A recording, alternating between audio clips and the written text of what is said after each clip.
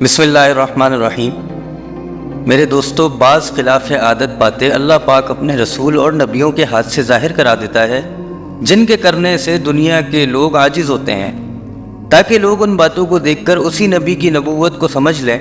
نبیوں اور رسولوں کی ایسی خلاف عادت باتوں کو معجزہ کہا جاتا ہے۔ اسی طرح حضرت عیسیٰ علیہ السلام کے معجزات میں سے ایک معجزہ ہے، بنی اسرائیل میں ایک شخص تھا کہ جس کی بیوی نہایت حسین تھی، جس پر وہ اسرائیلی فدا تھا۔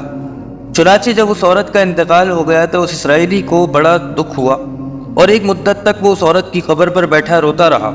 اللہ کا کرنا ایسا ہوا کہ حضرت عیسیٰ علیہ السلام کا ادھر سے گزر ہوا تو انہوں نے اس اسرائیلی کو پریشان حال دیکھ کر اس کا سبب معلوم کیا۔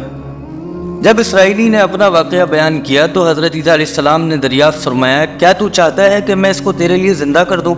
اس نے عرض کیا کہ ہاں جی حضور، یہی میں چاہتا ہوں۔ چنانچہ جب حضرت عیسیٰ علیہ السلام نے اس قبر کے مردے کو آواز دی تو قبر سے ایک حبشی غلام، جس کے ناک کے نتنوں، آنکھوں اور جسم کے دوسرے سوراخوں سے آگ نکل رہی تھی۔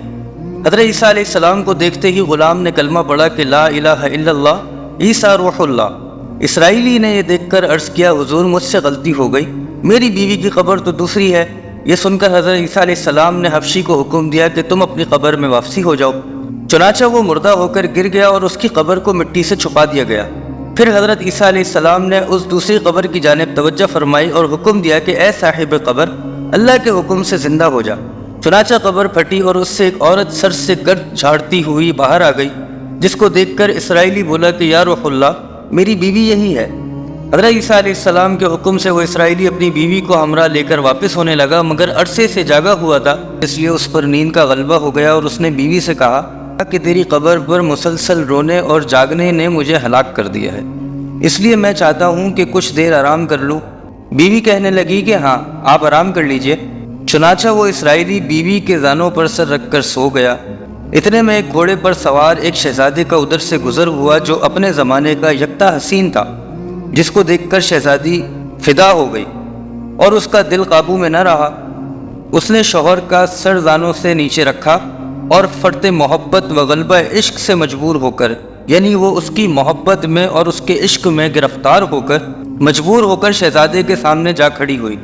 ادھر جیسے ہی شہزادے کی نظر اس پر پڑی، وہ بھی اس کو دیکھ کر اس پر فدا ہو گیا اور عورت کی خواہش پر اس کو اپنے گھوڑے پر بٹھا کر لے گیا۔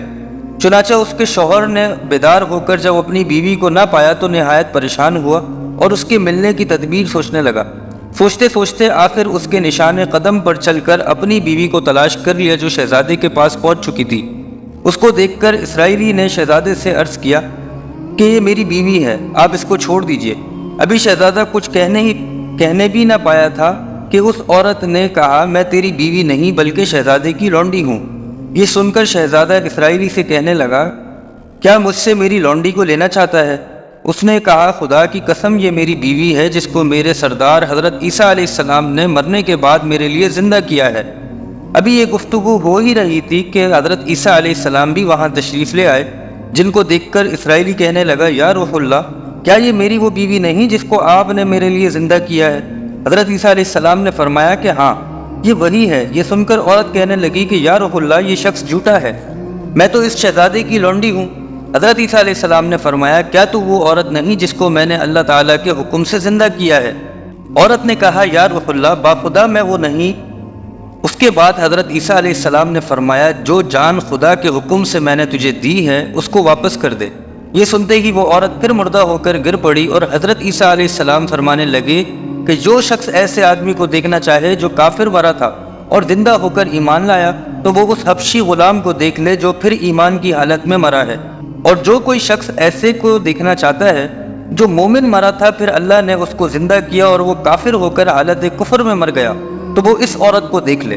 اس واقعے کو دیکھ کر اسرائیلی نے قسم کھائی کہ اب کبھی میں نکاح نہیں کروں گا، اور میدانوں کی طرف نکل گیا، جہاں اللہ تعالیٰ کی عبادت میں مصروف رہ کر اسے موت آ گئی۔